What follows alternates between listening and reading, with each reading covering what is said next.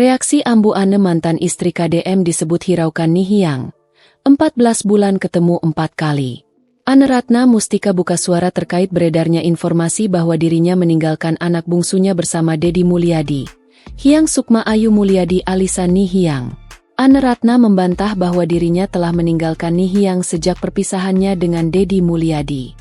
Ane Ratna Mustika resmi bercerai dengan Deddy Mulyadi setelah putusan Pengadilan Agama Purwakarta dibacakan pada 22 Februari 2023. Gugatan cerai diajukan Ane pada 19 September 2022.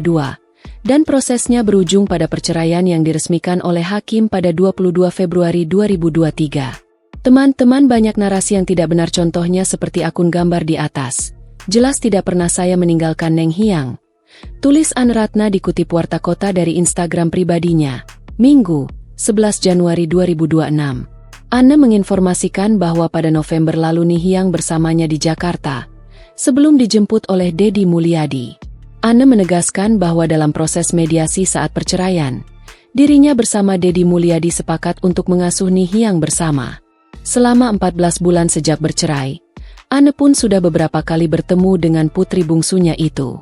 Alhamdulillah saya sudah pernah bertemu sebanyak 4 kali, tentu seizin ayahnya, walaupun saya berharap saya bisa diizinkan sesering mungkin untuk bisa bertemu.